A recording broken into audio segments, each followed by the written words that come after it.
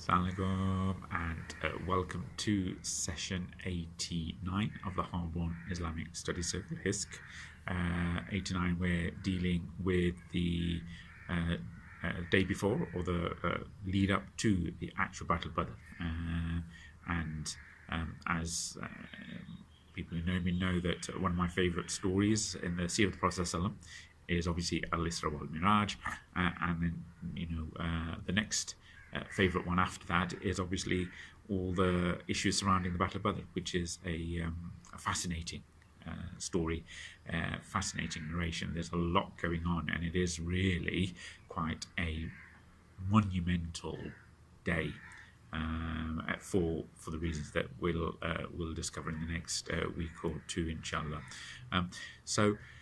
Carrying on from last week, just a very quick recap, because it's important to the story, the narrative, certainly.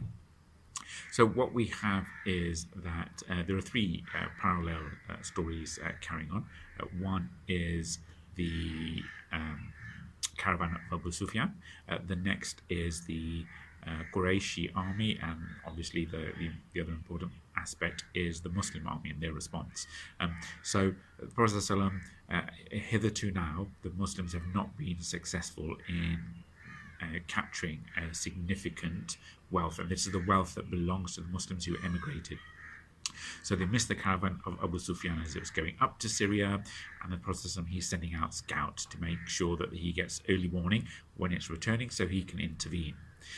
Now, the Prophet ﷺ doesn't know that Abu Sufyan has been tipped off that he's being pursued. So he's very careful on the way up, and then on the way down, he then discovers that again there are people who are scouting the area, and he crushes the camel dung to find out that these are camels that are fed on the dates seed. So then he reroutes the caravan and sends a message back to Mecca to say, your caravan is under attack, send an army to protect it. And then the crier goes to the streets of Medina, where he's making a big scene, saying, come and help your caravan is being attacked by Muhammad, come and defend it. And this has all the wealth of the Muslims that was confiscated, but it's a significant portion of the business that the Quraish do. 3 days prior to that, we learned of the story of Atika, who is the aunt of the Prophet ﷺ. She sees a dream where a crier will come and announce that the leaders of the Quraish are in grave peril. There will be the imagery is of a man and a camel standing by the mosque, standing on the Kaaba, standing on the mountaintop, and a boulder coming down and smashing to smithereens and shrapnel, affecting every house in Mecca. And then we talked about the altercation between Abu Jahl and Al-Abbas, who Atika told, and then how Al-Abbas was disgraced by Abu Jahl in front of everyone, and how all the people of Banu Hashim were very angry with him. And then he proposed on the third morning to go and confront Abu Jahl should the opportunity arise. But then when he went, Abu Jahl scurried away, because that's when the crier came in and said, your army, your caravan is being attacked. So Abu Sufyan, he diverts the caravan, and he escapes the attentions of the Muslims. So he then sends another messenger to say the caravan is safe, but we'll come on to that shortly. So then the Quraysh, they start preparing for war, despite the protestations of Dhamdam al-Ghafari. They start preparing for war. So they really rapidly recruit 1,300 people to fight. This is the largest army, the largest that the Quraysh have ever managed to muster. So they all gather these 1,300 strong, with plenty of camels, plenty of horses. It said over 100 horses, 600 suits of armor, over 500 camels, and they'd slaughter, about 10 camels a day. And they'd even brought along some cheerleaders, some singing girls, and poets and musicians that they would boost the morale of the army. And they wanted it to be a big show. They wanted to project their power, their authority over the local tribes, so that people of the peninsula would find out that these are the Quraysh, and they're not going to stand for this type of activity. In the meantime, the Muslims were alerted that Abu Sufyan's caravan was coming down. So the Prophet ﷺ, he said, whoever is with me, whoever can come now, we must go and intercept the caravan.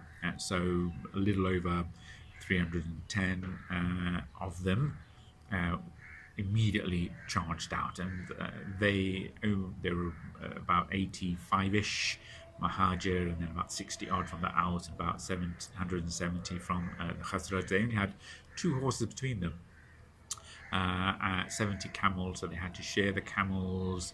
And the Prophet ﷺ, he then entrusted Ibn al-Makhtoum to be in charge of proceedings in Mecca.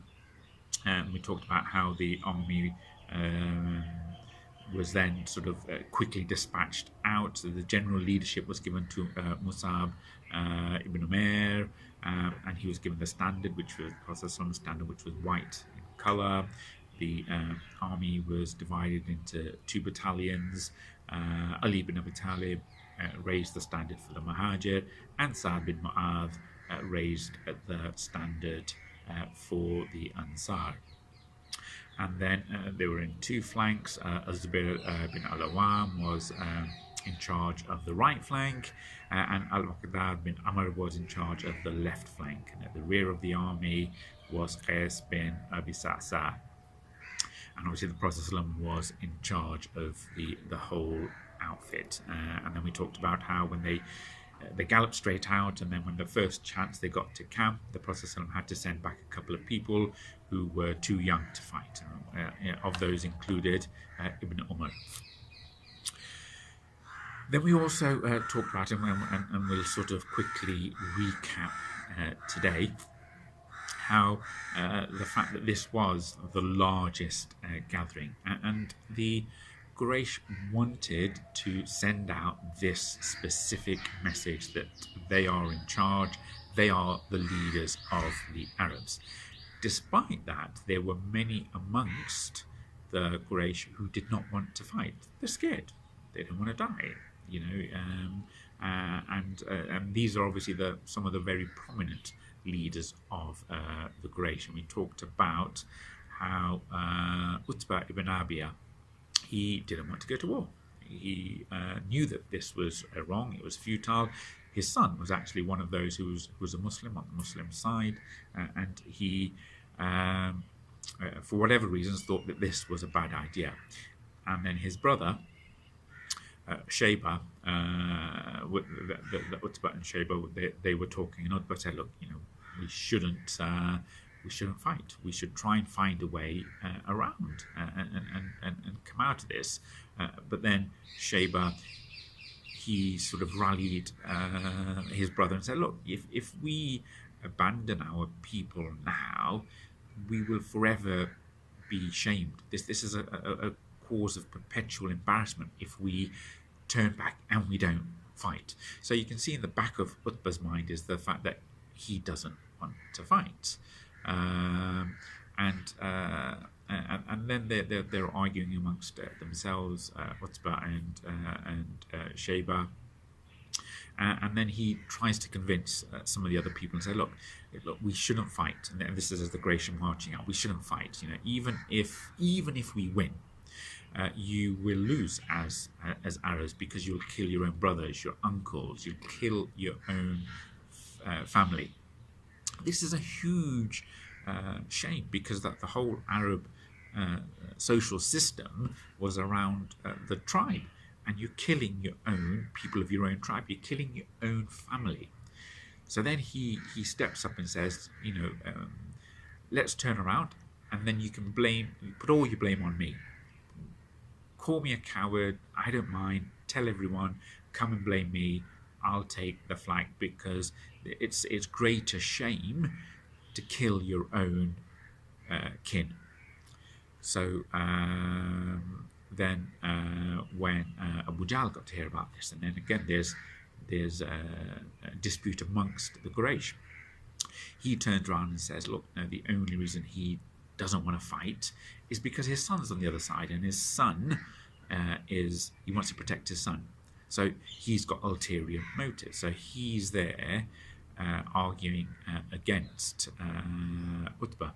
So they're having this tussle, and they're trying to convince either side of the army. And in the end, Abu Jahl, he riles up Utbah so much that he's actually later on he's the first one to fight in the duel.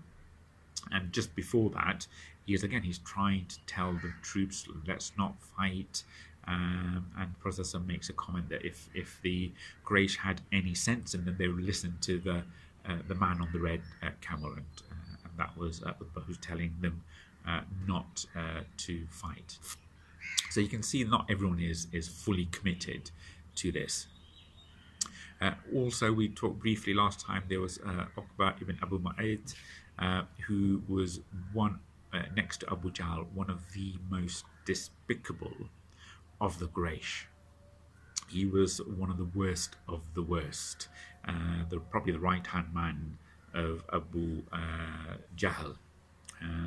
And despite being a nobleman, he was very sort of base and crude in how he conducted himself with the Muslims, and especially with the Prophet. He's the one who tried to choke the Prophet to death. He's the one who dumped the carcass, the intestines, whilst the Prophet was in sajda. And he's the one who once invited the Prophet to come and have a meal. The Prophet knew that this was not a sincere invitation. He was being very sarcastic to the Prophet. So the Prophet replied, look, I'm never going to eat with you until you testify that I am the messenger. So Uqba got really angry, and he spat in the Prophet's face. And then the Prophet said, in response to that, wiped it off and said, look, oh Uqba, when I meet you outside Mecca, I will execute, or I will kill you, whilst you are tied up. So this promise that the Prophet made to Uqba, he remembered. And a lot of the Quraysh, they accused the Prophet of being a liar, yet they knew he spoke the truth. So there's some sort of cognitive dissonance inside them. They were too proud to admit the Prophet's prophethood and to follow him, and give up their riches, and give up their standing, give up their nobility. So their base tribalism got the most of them. But he remembered this promise that the Prophet said he would kill him outside of Mecca whilst he's tied up. So he said to himself, I'm not gonna go. So then, because the Prophet has promised that he's going to kill me, and then he's the one who said, fine. He was given the fastest camel around. So he said, look, take the fastest camel, and if the tide turns, just jump on the camel and come back, and the Prophet won't be able to get you. And obviously the Qadr of Allah, when fighting began, Uqba's camel, the one that he bought, the fast camel, was the first camel that fled the battlefield. So he was left stranded, and he on the plain of Badr, and then he was captured, and he was one of those that was actually executed on the battlefield. Then we also there's the story of Ummaya ibn Khalaf. Now he is the slave owner of Bilal, and we know how harsh he was towards the Muslims. So I mean, he's oversized, he's rich, he's fat, he's a nobleman, and he's sort of quite comfortable where he is. He doesn't want to fight. So again, the army's going out to fight, and he makes it clear, I'm not going to fight. And then he finds someone and gives him a small fortune, about, I think it was 4,000 dirham, to say, look, you fight on my behalf, and you'll be my champion. And then when Abu Jahl got to find out about this, he knew how potentially damaging this would be for the morale of the Quraysh. If prominent leaders like Uqba and especially Ummaya stayed back, well, then how's he going to be able to really rile up the troops? So despite the fact that Ummaya had paid someone to fight on his behalf, Abu Jahl, he came up to him and pleaded with him, said, look, you're the chief of the valley, you're the Sayyid of our valley, your presence is needed. We can't go to war without all the chiefs coming out. And then he said, look, now I'm sending my champion. So Abu Jahl, he knows which buttons to press. So then, whilst Umayyah is sitting in public on his fancy rug with his entourage around him, Abu Jahl sends Uqba to him with one of those perfume burners that you have the incense on and some coal underneath. And this was something that the ladies of the time used to use. And he said to him, look, Uqba said, look, here's your gift. Perfume yourself because you're worthy of being perfumed. So basically saying, look, you're not a man.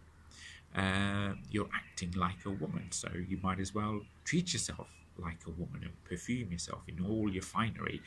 And then Ummaya, he knew what was going on.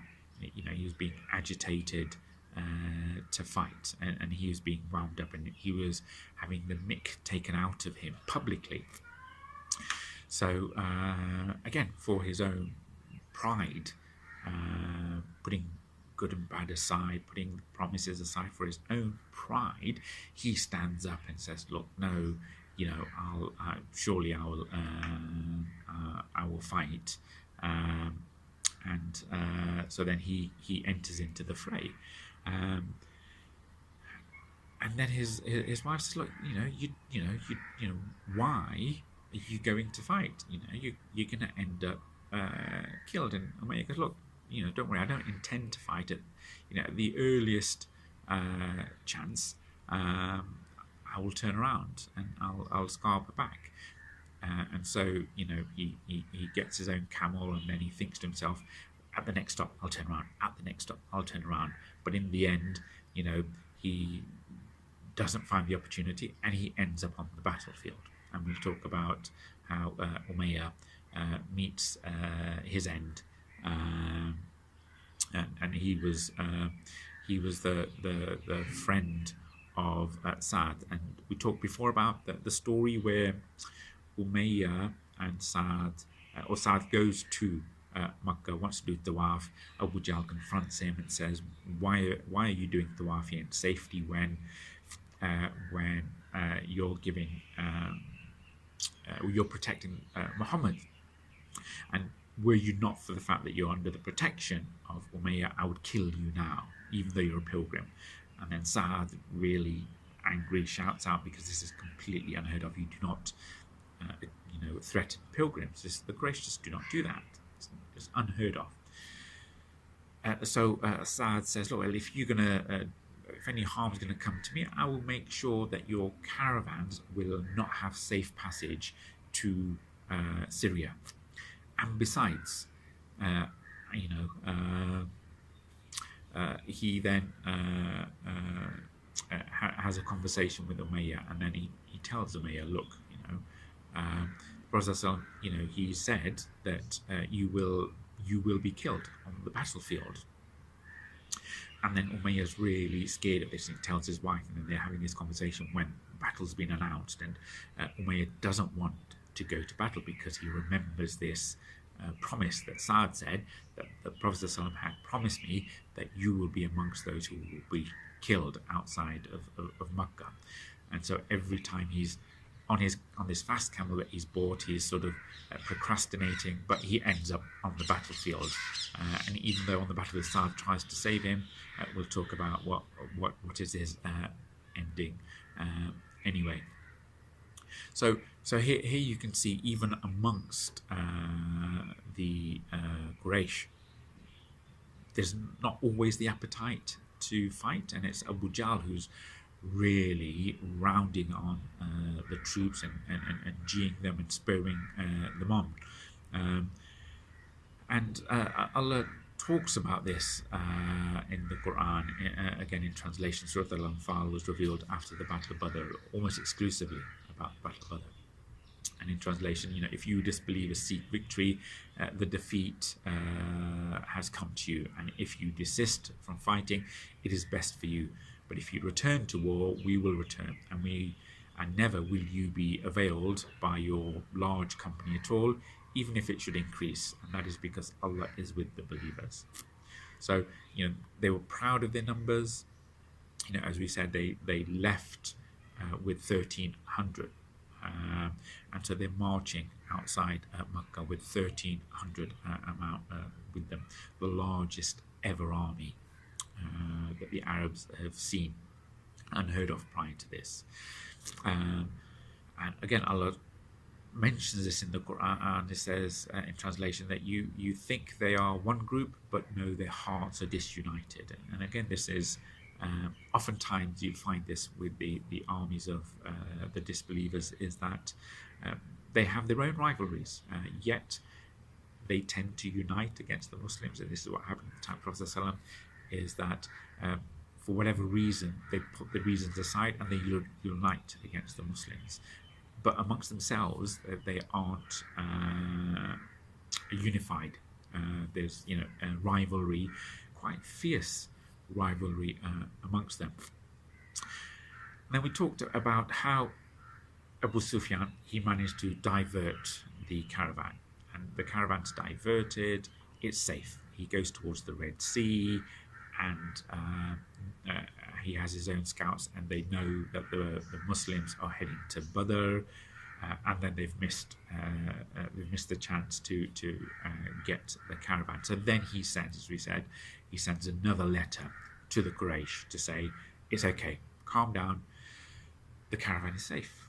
You came out to fight and protect the wealth, the caravan, no need, I've sorted it out. Caravan is safe, go back. So he's, he knows that they're going to send the army. And so as they're marching out, they get this letter from Abu Sufyan saying, stand down, the caravan is safe. You came to protect the caravan, no need, caravan is safe, you can go back.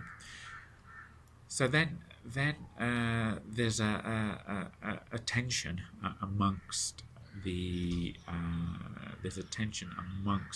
Qurayshi army. Not just have they been sort of, there's the psychological things around the Damdam al-Ghafari, but also the tribes within the Qurayshi army, they start arguing amongst themselves. And some of them say, look, we left to protect the caravan, but the caravan's safe, let's go back. And there's another faction of them said, we're leaving. They're looking for excuses. We're leaving Mecca, undefended. It's unprotected. We're all leaving. It makes Mecca vulnerable. And then they used this incident that happened between the tribe of Banu Bakr and the Quraysh, where the Quraysh had killed someone from Banu Bakr. A trivial thing. This is in the times before Islam. And then one of the Qurayshi kids had strayed into the territory of Banu Bakr. So the chief of the tribe of Banu Bakr, he ordered that kid be killed. So they killed the youth Then he said, look, tit for tat. You killed one of ours, we killed one of yours. And the Quraysh said, okay, fair enough. But the brother of the person who'd been killed didn't accept that. He wanted justice. So he then went back and he, in a gruesome way, killed, dismembered, and brought back the body in pieces of the chief that had ordered the killing of his brother. And he sort of placed it by the door of the Kaaba. So then there was this potential feud between Banu Bakr and the Quraysh. Then when Islam came and then the issues around uniting against the Prophet came on, that feud between Banu Bakr and the Quraysh was put on the back burner. So now some people are saying, look, Banu Bakr is going to come and attack. We need to go back and protect our women and children.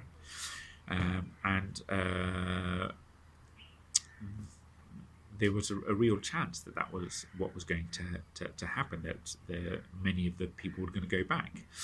Then, because this is such a critical juncture, it's in the books of hadith, in Sahih books of hadith, that Shaytan, he again presented himself in a physical form.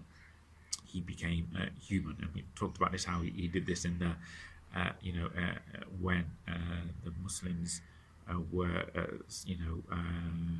or when the Prophet ﷺ was going to be assassinated, when the Quraysh got into their council, the Nadwa, where they decided to finally assassinate the Prophet ﷺ at the time of the Hijrah. The Shaytan came there, and we talked about how Shaytan made a noise in the Valley of Aqaba when they signed the second pledge. Here he sees that the Quraysh are having second thoughts. So then he physically transforms into Suraqa bin Malik. Now, we talked previously about Suraqa bin Malik. He was that person. He's from Banu Kinana, which is the mother tribe in charge of Banu Bakr. Just like Banu Hashim is part of the Quraysh, here you've got Banu Bakr being part of Banu Kinana. Now, Suraqa bin Malik, he was one of the chiefs of Banu Kinana. And he was actually, Suraqa was the one who was mounted on his horse, going to attack the Prophet ﷺ and Abu Bakr during the Hijrah, because he found out that they were that he'd seen, he wanted the 100 camel reward. So we talked about Suraqa bin Malik before. So Shaitan, he comes in the physical form of Suraqa, and then he says, don't worry, Banu Bakr won't attack you. So he's giving assurance as a tribal chief that Mecca will be protected. Banu Bakr aren't going to attack, and that satisfies a lot of the people. And he goes, to prove this, to prove my sincerity, me as Suraqa, as the chief, will accompany you to the battlefield. So that's how good my promise is. So I'll accompany you, and so you know that my word is true. Banu Kinana and Banu Bakr will not attack Mecca. Despite that, one of the tribes, they turned back 300 of them, said, look, this is not our fight. We came to protect the caravan. The caravan is safe. We're going back. So from 1,300, the Quraysh go back to about 1,000. And then the story of Suraqa, he's there, he's accompanying the army of the Quraysh. And then we'll do this again later, inshallah. On the day of Badr, when the armies present and they start to fight, he sees the angels descending from the heavens, because he's Shaitan. He can see those things. So then he turns up and he starts to flee. And then the Quraysh are saying, look, you promised you would stay with us. Why are you running away? Right?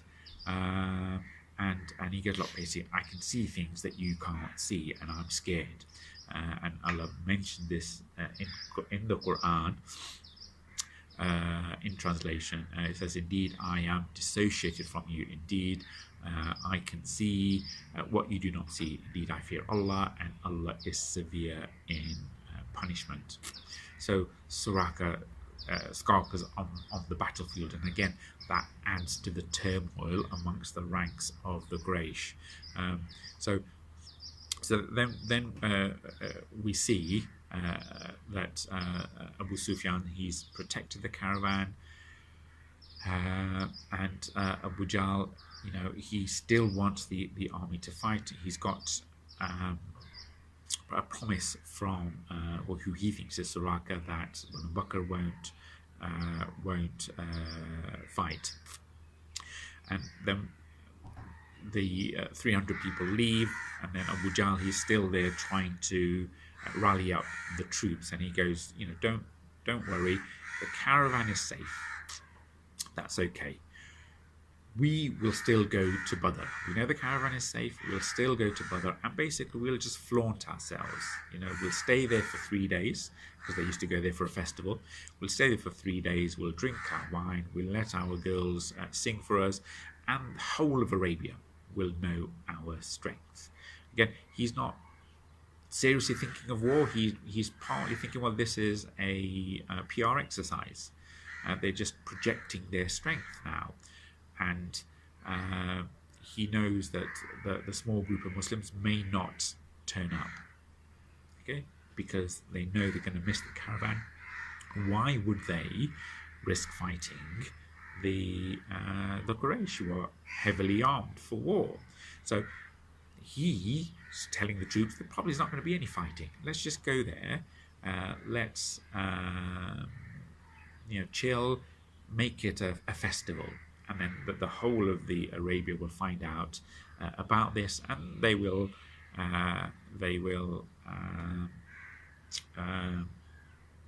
whole of Arabia will find out, and they will praise the Quraysh and their dignity and their courage. So then, just as I say, despite the other people leaving, the Quraysh carry on towards Badr. And again, Allah talks about this in the Qur'an. He says, in translation in Surah Al-Anfal, if the two of you, the Muslims and the Quraysh, even if the two of you had agreed to fight, you would still not have been able to set a time and place. But we, as in Allah, wanted it. Our commandment is to be fulfilled. So whoever dies after the truth is established, and whoever lives after the truth is established. And again, Allah is basically saying, look, even if you guys, had made an appointment to fight together on the Battle of Badr, you wouldn't have done it. The Muslims weren't in it for the fight. They wanted the caravan. The Quraysh, they weren't in for the fight.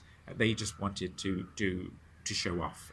The caravan was protected. They just wanted to make a big show of it. They were quite haughty in their the way they carried themselves. But Allah made sure that the two parties would actually meet. And then another story amongst the Quraysh. Again, this is just adding to the psychological issues that the Quraysh had to face, and we'll talk more about that next time, inshallah. So when the Quraysh army reached a place called Jufa, one of the young men from Banu Hashim, the tribe of the Prophet ﷺ, he was a cousin of the Prophet ﷺ, he'd seen a dream where he saw again a crier riding towards them and announcing, Utbah had been killed, Shayba had been killed, Ibn al-Hakam or Abu Jahl had been killed, Uqba has been killed. So going through the list of all the noblemen, these have all been killed. So he's telling people this dream, and again, he mentions that blood will splatter on every tent of the Quraysh, very similar to the dream of Atika. So again, this is just putting this into the minds of the Muslims. This is the psychological aspects of the war. And so this is all adding to the tension. And we talked about how the 300 or 350 people left, and this was Banu Zahrah. So they said, look, enough's enough. They went back and they acted on the advice of someone called Al-Akhnas bin Shuraik, and we'll talk about him later on. He crops up in the Seerah later on. So Banu Zahrah were convinced by Al-Akhnas to return to Mecca, and then and because of that, and what happened subsequently to the Quraysh, Al-Akhnas remained, and it's recorded in the books of Seerah. Obviously, it said that he was known as the well-rubbed palm tree, and that Banu Zahrah was blindly obeyed in all relevant matters. So, because he convinced his tribe to go back, he had a lot of kudos for that. Banu Hashim really wanted to turn back because they saw Banu Zahrah going back, but then Abu Jahl, he really shamed them into carrying on. So they camped beyond a sand dune at a place called Utbah al-Quswa, and then there's just over 1,000 soldiers amongst them. So that's the story of the Quraysh leading up until the night before Badr. Again, we can see the tensions amongst the Quraysh. They're really not in it to fight, but Allah has promised that they will fight. So the caravan of Abu Sufyan is safe. The Quraysh, they're in their pomp and ceremony, and they're off to Badr for essentially a festival. And then on the other hand now, let's turn to the issue of the Muslims. So things are very different for the Muslims. Now the Muslims, they had left in urgency for the sake of the caravan. Whoever is able to leave now must leave now. And 315 or so, give and take a few, they left lightly armed, hardly any armor, hardly any weaponry. They were just going to intercept 40 guards guarding a 1,000-strong caravan full of wealth, laden with wealth. Okay, so these 315 plus minus a few had charged out, and then as they've left Mecca, leaving some strong fighters behind, Prophet he sees a dream, and he sees the dream that he'll be fighting an army. Now, he doesn't know whether that is now, or whether that's much later on in his life. But he sees this dream. Allah showed him this true dream, so he's got this in the back of his mind. And then Allah reveals to him that one of the two, whoever you're going to meet, you will be victorious. If you meet the army, you will win. If you meet the caravan, you'll get the spoils and you'll get the caravan. So that's to G up the Prophet ﷺ, despite the fact that they're lightly armed. And Allah mentions this in the Qur'an. When the Lord tells you to go out of your houses, but the truth was with you, that a group of believers did not like it, and they began arguing with you, and even after it was made clear to them, it was as if you were dragging them to their death. Now what that infers is basically the Muslims have, the pennies dropped. They've started to work out, well, actually, we might not be just facing the Quraysh. We might not be just getting the caravan. Actually, we might be facing an army. So the hearts of the Muslims are starting to cause disunity and tension amongst themselves. And there's rumours going around. They're starting to argue. Let's look, are we going to get the caravan, or are we actually facing an army?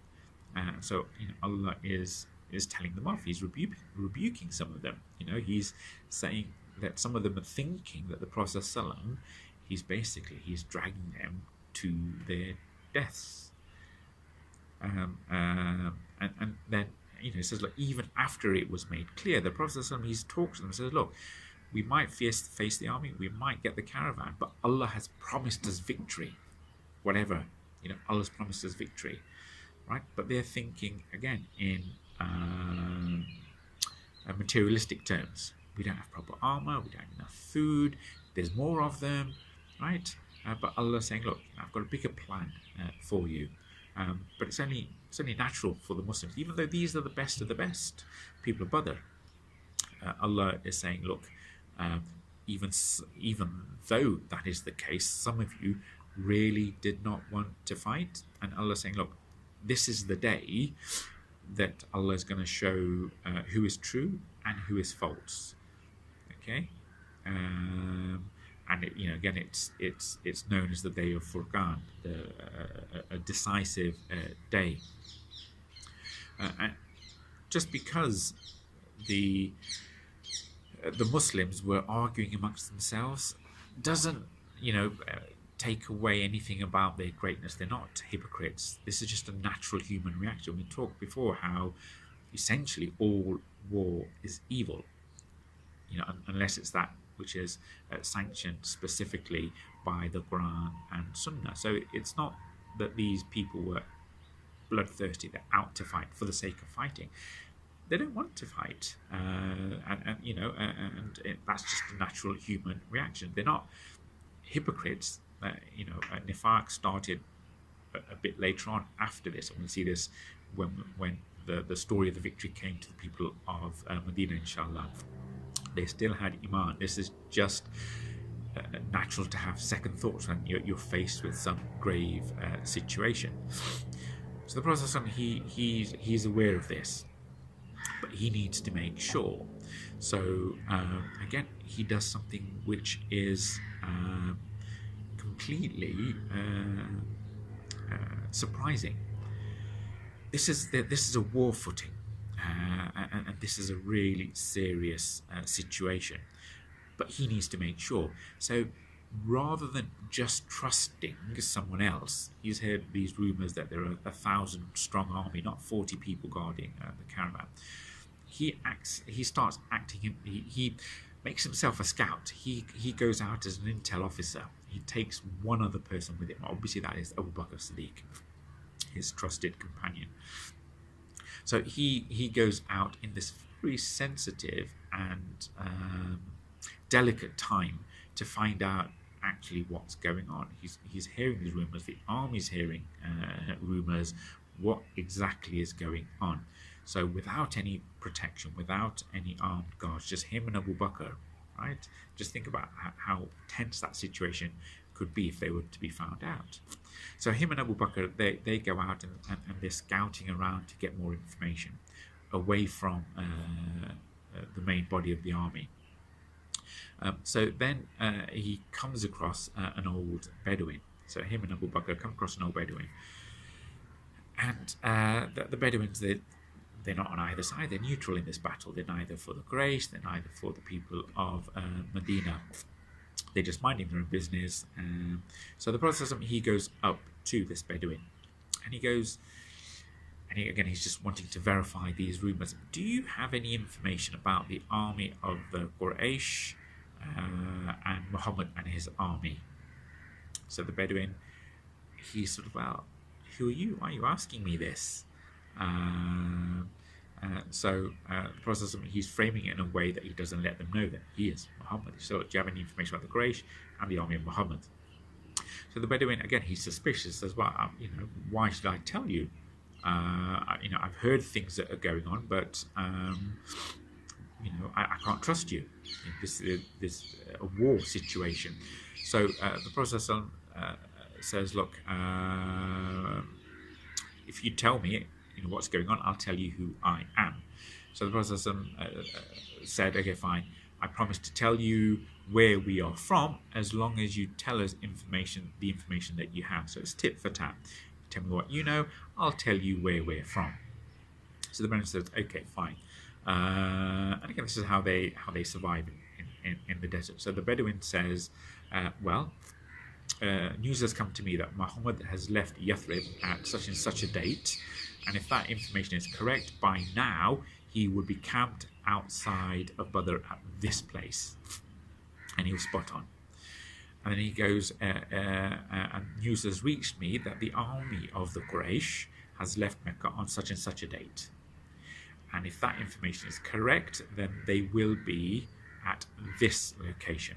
Again, he was spot on.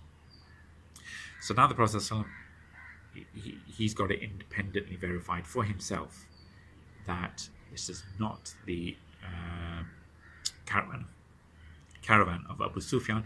This is the army of the Quraysh. So the Prophet ﷺ, he hears that. He knows what he's facing now. So the Bedouin turns to him and says, okay, fine. Where are you from? And the Prophet ﷺ, again, he uses this thing called Tawriya, where he turns to the Bedouin and says, we are from water. And he turns around and he walks away with Abu Bakr. Now the Bedouin, he's stood there thinking, you are from water? What do you mean by water? Are you from Iraq? Where are you from? So the Prophet ﷺ, he's not lying. This is double meaning, or it's inferred meanings. He says, we are from water. Again, he's referring to the Qur'an where Allah says that mankind is created from water. But this person doesn't understand that. And again, this was similar to when Abu Bakr Siddiq was saying, look, the Prophet ﷺ is my guide. He's guiding me to the right path in the Hijrah. So here the Prophet ﷺ, he has now had it confirmed that there is an army that they are facing. And then, inshallah, next time we'll talk about what that means. Finally, in the meantime, that evening, he has dispatched some of the Muhajir, Ali ibn Abi Talib, Az-Zubair al-Awam, and Sa'd bin Abi Waqqas, to get information about the enemy, the army or the caravan. So these three scouts are out, as the Prophet has been acting as a scout. Prophet, he comes back, and the first thing he does, he gets back to the camp, and he's really stressed out by this, and he starts to make dua, he starts to pray, and because that's the first reaction, he's turning to Allah and having a conversation with Allah about this grave situation. He wasn't expecting the army, although Allah had promised him victory, either the army or the caravan. So whilst he's praying, two of these men, his scouts, had brought back two people from the Quraysh. Now these were two workers from the Quraysh who were drawing water for the Qurayshi army, the Meccan army. So they got captured. These were lowly workers, slaves probably, who were captured and brought back to the Muslim camp. And then the Muslims started interrogating them, and they're asking, where are you from? Tell us about the caravan of Abu Sufyan. And these two people, because they're from the army, they know nothing about the caravan of Abu Sufyan. So look, we know nothing about Abu Sufyan. We're from the army of the Quraysh. And then they start getting beaten up by by the Muslims. He said, no. Tell us about the caravan. Tell us about the caravan. We don't know anything about the caravan. We get beaten up. Tell us about the caravan. He goes, okay, fine. We'll tell you about the caravan of Abu Sufyan. And it says, well, okay, fine. Then they stop beating them. Tell us about the caravan.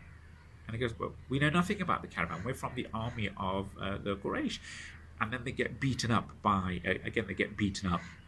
So this is going on in the Prophet, he can hear this, but he's praying.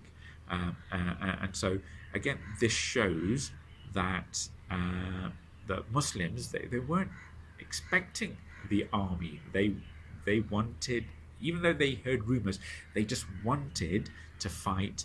They wanted the caravan. They wanted to ignore anything to do anything to do with the army of Quraysh. So the Prophet ﷺ, says to them, he finishes praying, he goes to the Sahaba, says, leave him alone.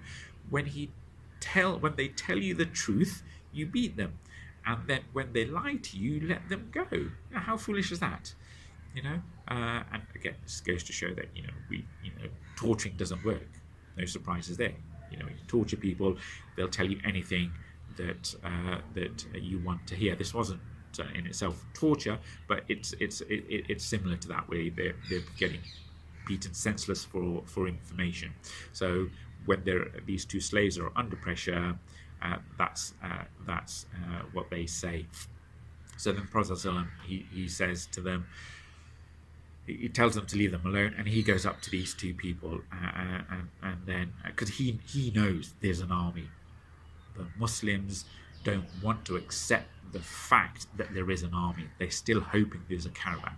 But the Prophet, he's had it independently verified from various sources and from himself, there is an army coming to meet them. So he goes to them, and then he says, how many people are there in the army? And they say, look, we're just slaves. We don't know how many people are in the army. We haven't counted them. We're just getting the water. Again, Prophet again, it shows his wisdom. He says, okay, fine. So tell me, how many camels do they kill every day? In terms of how they are feeding the army. How big is the army? And they go, well, sometimes they kill 9, sometimes they kill 10.